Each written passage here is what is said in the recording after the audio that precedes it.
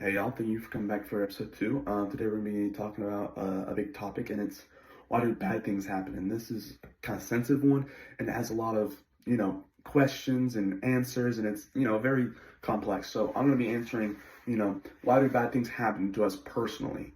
Not worldwide, but just personally. Why would something bad happen to me? And again, there's a lot of answers to that, but here's just my answer that I've gotten. There's a story that some of y'all might know, and it's about a man, and he's a gardener, right? And he goes out to his garden, and he sees this big currant bush, and it's like over 6 feet tall, and it's wild, and it's everywhere. And he goes up to it, and he prunes it down, he cuts it down to just this big, right? And when he's done, he sees what he thinks is a tear running down the trunk, and he hears a voice, and it says, "Why did you do this to me? I was making such good progress. I was so tall. I was the biggest bush you had. I was taller than some of the trees. Why would you do this to me?" And the gardener, he said, "Listen here, I'm the gardener here, and I know what I want you to be. I don't want you to be a tree or, a little rutabaga. I want you to be a currant bush. That's what I want you to be." Years later, that same man was in the military. He was in line for promotion to general, right?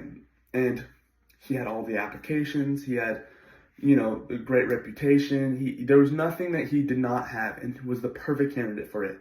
And when he got there, they told him that he couldn't be general because of his religion. That the men wouldn't serve him because they couldn't serve someone of that religion. And he got back to his tent, and he slams his hat on the ground, and he shakes his fist at God, and he says, "Why? How could you do this to me? How could you do this to me? I was about to be general. How could you do this to me? I've been faithful to you. How could you do this to me?" And he heard a voice, his own voice, and it said, "Listen, I'm the gardener here, and I know what I want you to be." And at that moment, the man got on his hands and knees, and he prayed to God for forgiveness.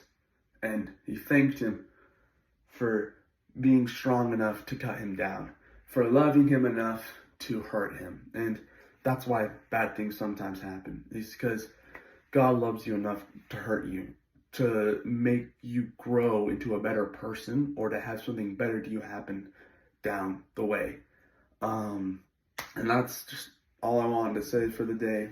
And that, make each bad experience a learning experience. All right, I'm here with. I'm Chase Lyons, and I'm a junior here at Piper High School. So, how do you deal with the pressure that you have from fans and family and everyone, the entire team, riding on your back as the quarterback? Um, I mean, I kind of look at it like pressure. I've heard pressure is a privilege. Like that's what people have told me, and pressure turns people into diamonds.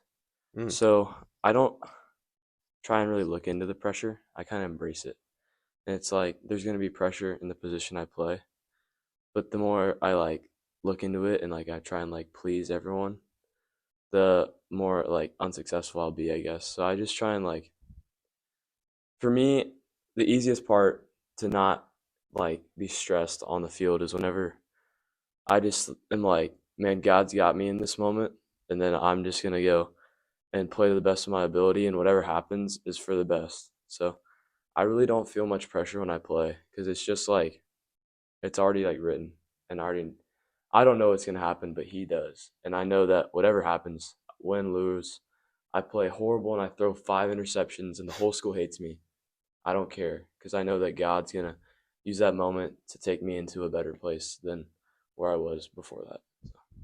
I like that. I also know that given the history that Piper's had, and then going into this year with the losses, you've been facing quite a bit of criticism. So, how do you deal with that? Again, it's kind of like the same thing to me. So, um, first of all, to everyone out there giving us criticism, it's a long season. It's not over. Don't Absolutely. give up on us.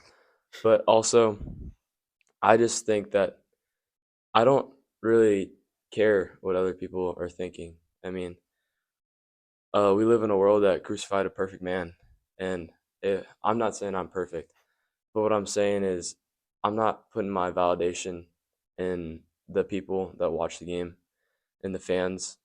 I know my teammates got me. I know I got my teammates, and for me, that's all that really matters. And I think that we're about to go on a run. So Love to see it. You mentioned religion as well.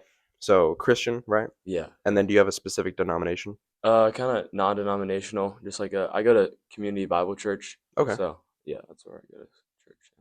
Do you have a favorite Bible verse that you'd Yeah, like to my share? favorite Bible verse is 1 Corinthians 10:31, and it says, "Whether you eat or drink or whatever you do it for the glory of God." So it kind of just reminds me that because I'm a big sports player, and Yeah, it just reminds me that I'm not doing it for myself, but I'm doing it for His glory, and reminds me to use my platform for Him and not for myself. Hmm. What would you say keeps you going on the field and in training? Um, I mean, I think my whole life I've wanted to be successful. I'm a big competitor, so that's what keeps me going. But also, I feel like now, like uh, just in the middle of summer, I kind of like rededicated my life to Christ, and I feel like ever since that, I've had this more like joy to go out and play, and it's not like a stress for me to play anymore. I just play free because I know whatever's gonna happen is for the best. So I guess like that's what motivates me to go out there and give it my best because I know that if I lay it all on the line, that's all I can do. That's awesome. Okay, and for our last question, what place do you think religion has in sports? Um, I think that, I mean, I'm biased, obviously, but I think it plays a big role because forever, um, I always put my validation in the things you're talking about, what people thought of me and my play and stuff like that, and it always had me feeling empty, and I was always searching for like a way for me to like get more and like get rid of that hole that I had. And I think that ever since I like rededicated my life to the Lord and I've been diving into the word and I've been like talking to him and everything, I just feel like I have this like fulfillment now. And it makes me want to be a better football player. It makes me want to be a better baseball player. It just makes me want to be a better person. And I think that it's very helpful in sports because sports you fail a lot and you're going to always feel like you're not good enough or anything. But if you have God, then you can know that like He's always got you, and that it even in the hard times, it's gonna turn into something good. So Absolutely. yeah, All right. Make sure to check out Sons of the Kingdom as well with Chase, Gabe, and Garrett, right? correct. Yes. All right. Thank you so much. Yeah. Thank you.